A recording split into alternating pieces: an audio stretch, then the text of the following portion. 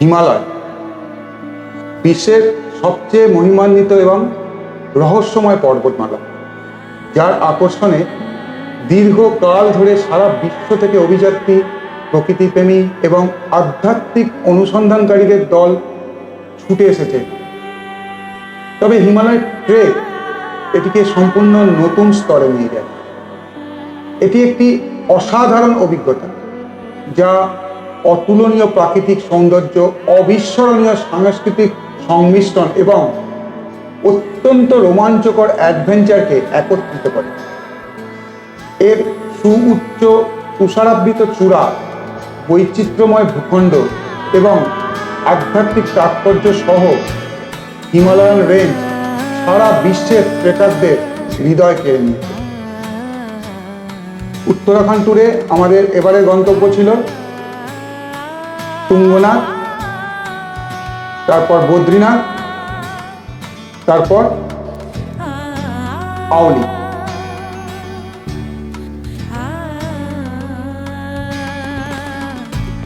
পঞ্চকেদারের মধ্যে তৃতীয় কেদার তুঙ্গনাথ, যেটা উত্তরাখণ্ডের রুদ্রপ্রয়াগ জেলায় অবস্থিত।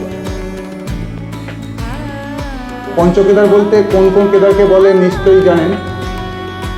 কেদারনাথ, মদমহেশ্বর, তুঙ্গনাথ, কল্পেশ্বর এবং রুদ্রনাথ। তুঙ্গনাথ শব্দের অর্থ সিংহকুলের দেবতা।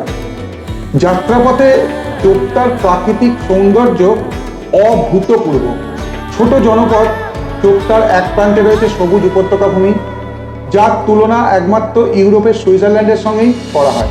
সবুজাবৃত চোপতার উচ্চতা সমুদ্রপৃষ্ঠ থেকে প্রায় 9000 ফুট।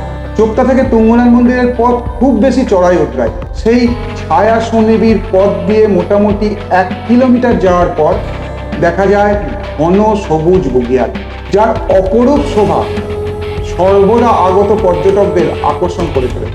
পথের দুধারে সবুজ বনানী। তুঙ্গনাথ দর্শন করে আমরা আবার চোপতায় ফিরে এসে বদ্রীনাথের উদ্দেশ্যে রওনা দিলাম। বদ্রীনাথ অলকানন্দা নদীর তীরে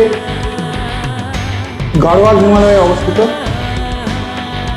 সমুদ্রপৃষ্ঠ থেকে এর উচ্চতা 3300 মিটার বা 10,827 মিটার, 10,827 ফুট প্রায়।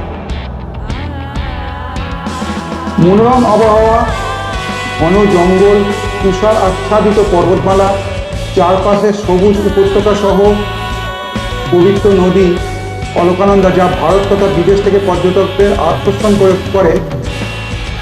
সেই বদ্রীনাথ শহরের বিস্ময়কর বা অত্যাশ্চর্য সৌন্দর্য সম্পর্কে সবাই নিশ্চয়ই শুনেছেন।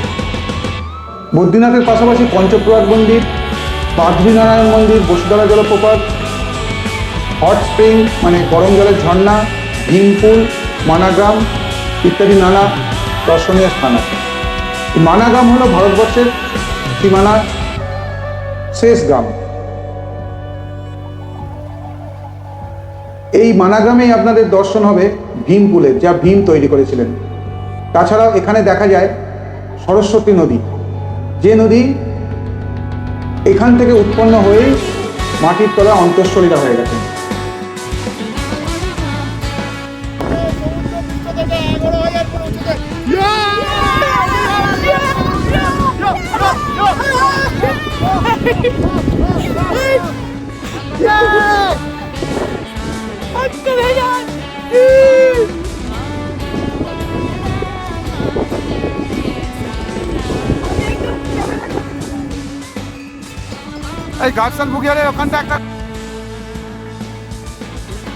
এরপরে আমরা চলে গেলাম আওলি।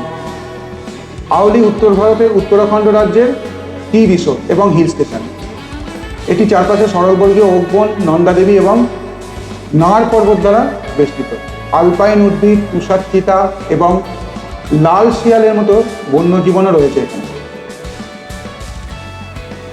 চোখের সামনে একের পর এক পিক উন্মুক্ত হতে দেখে আচ্ছন্ন হয়ে পড়ে। এই যেন স্বপ্নের থেকেও অনেক সুন্দর।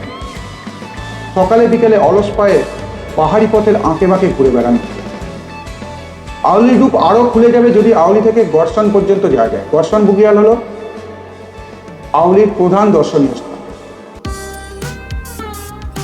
ওক গাছের জঙ্গলের মধ্যে দিয়ে সে পথের সৌন্দর্য সারা জীবনে ভোলার নয়। পথের মাঝামাঝি পড়বে একটা চাকচিক্যহীন কিন্তু পরিবেশের সঙ্গে মানানসই একটি মন্দির। ঘর্ষণ বুগিয়ালের উচ্চতা 11,880 ফুট। পায়ে হেঁটে উঠতে পারেন, তাছাড়া ঘোড়ার ব্যবস্থা আছে। পায়ে হেঁটে উঠলে মোটামুটি ঘন্টা দুয়েকের মধ্যে আউলি থেকে ঘর্ষণ উপত্যকা বা ঘর্ষণ বুগিয়াল পৌঁছানো যায়। ঘর্ষণ পয়েন্ট থেকে পরিষ্কার দেখা যায় নন্দাদেবী, মানা পর্বত, দুনাগিরি, সিংহগিরি। এক অভূতপূর্ব অনুভূতি হবে, যা বলে বা আপনাদের এই ভিডিও দেখিয়ে বলা সম্ভব না। এই সমস্ত কিছু ভিডিও ডিটেলে আসছে, আপনারা দেখতে থাকুন। যারা চ্যানেলটা আমার সাবস্ক্রাইব করেননি, ইউটিউব চ্যানেলটা, তারা সাবস্ক্রাইব করুন। ভালো থাকবেন সবাই, নমস্কার।